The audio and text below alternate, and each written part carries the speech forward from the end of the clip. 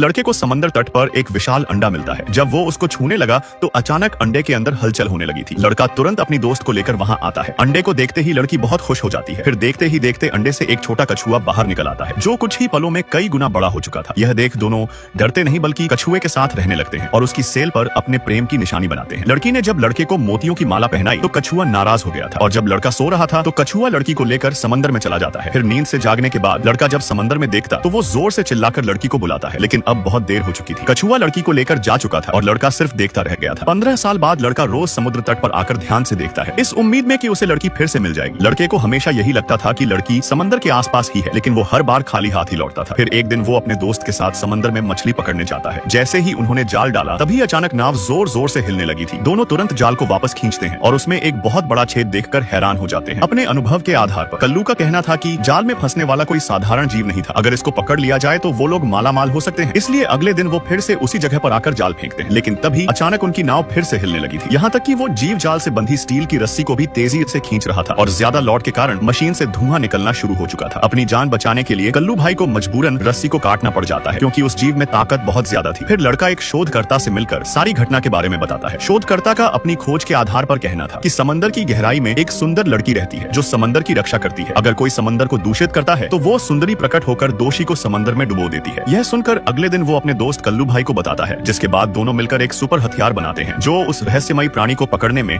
मदद करेगा। सुपर हथियार के साथ अगले दिन दोनों वापस समंदर में आते हैं। फिर कल्लू भाई ऑक्सीजन टैंक पहनकर सुपर हथियार के साथ पानी में कूद जाता है। पानी के अंदर लक्ष्य मिलते ही कल्लू भाई ने सुपर हथियार चला दिया था, लेकिन समंदर में बहुत अंधेरा था, जिससे कल्लू भाई को लगा कि उसका निशाना खाली जा चुका है। इसलिए वो वापस नाव पर लौट आता है, लेकिन उसे नहीं पता था कि उसका निशाना सही लग चुका था। और जब दोनों वापस घर लौटने लगते हैं तभी उन्हें पानी की सतह पर कुछ अजीब आता हुआ दिखाई देता है। जब उन्होंने ध्यान से देखा तो यह वही विशाल कछुआ था जिसको यह लोग खोज रहे थे। तभी कल्लू भाई हथियार से कछुए पर हमला कर देता है। कछुआ उसके जाल में फंसा हुआ था। कल्लू भाई तुरंत फोन करके और शिकारी को बुलाता है। देखते ही देखते शाम हो गई थी। लड़का जब बाहर खड़ा था तभी एक लड़की उसके पीछे आती है। उसने मुड़कर देखा तो यह लड़की उसके बचपन का प्यार था, जिसको देखकर लड़का बहुत खुश हो जाता है। उसे पता चला कि उसकी प्रेमिका समंदर की देवी है और विशाल कछुआ उसका वाहन था जो उन्होंने बचपन में देखा था। तभी वहाँ पर एक हेलीकॉप्टर आता है जिसमें शिकारी कछुए को पकड़ने आए थे, लेकिन कछुए का आकार देखकर उनकी पेंट गीली हो जाती है। तभी कछुए ने हेलीकॉप्टर को तोड़ दिया था, जिसकी आवाज सुनकर कल्लू भाई जाग जाता है। फिर विशाल कछुए ने उसकी नाव को भी पलट दिया था। लड़के को एक बोट मिल चुकी थी जिस पर कल्लू भाई लटका हुआ था। तभी कछुआ वहाँ पर आता है,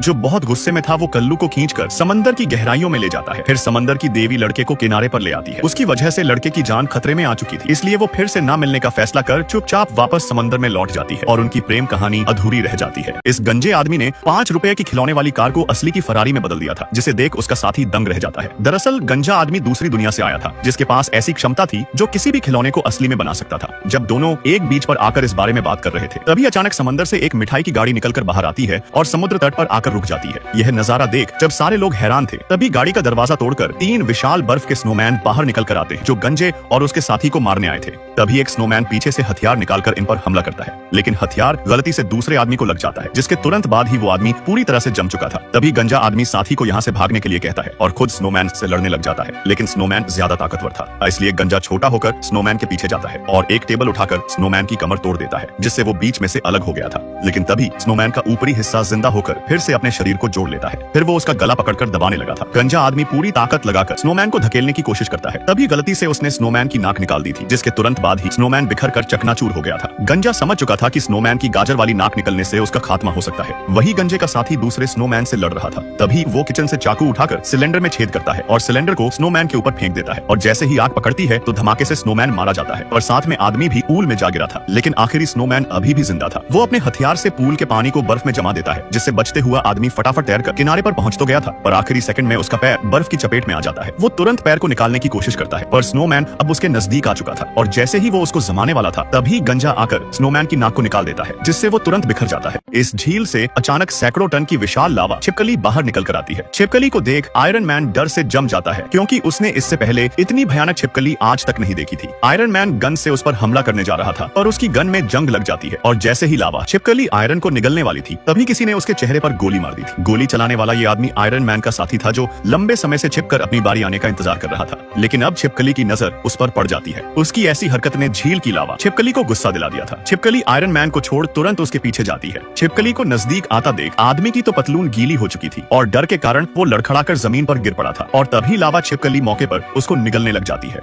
साथी की जान खतरे में देख आयरन मैन तुरंत उसको बचाने जाता है। लावा छिपकली ने आदमी को लगभग पूरा निगल ही लिया था, जिसे देख आयरन मैन फटाफट साथी को पकड़कर खींचने लगता है और लावा छिपकली के मुंह में दांत की जगह कई सारी उंगलियां थी जो आदमी को अंदर खींच रही थी। आयरन मैन पूरी ताकत लगा देता है, लेकिन छिपकली आदमी को छोड़ने का नाम ही नहीं ले रही थी। दोनों बराबरी पर थे, कोई भी पीछे नहीं हट रहा था। इस बीच आदमी की तो बुरी तरह से बैंड बज रही थी, लेकिन काफी लंबे समय तक मुंह में फंसे रहने से लावा छिपकली का दम घुटने लग जाता है। उसको ठीक से सांस नहीं मिल पा रही थी, जिससे उसकी आंखें लाल हो जाती हैं और अगले ही पल लावा छिपकली ने जोर से उल्टी कर दी थी, जिसके साथ आदमी सही सलामत बाहर निकल आता है। अंत में ऑक्सीजन की कमी से लावा छिपकली मारी जाती है। यह देख दोनों दोस्त जीत की खुशी मनाने लगते हैं, लेकिन उनकी खुशी ज्यादा देर तक टिकने वाली नहीं थी, क्योंकि एक गलती हुई नहीं कि ये आदमी 1 सेकंड में ऊपर पहुंच जाता है।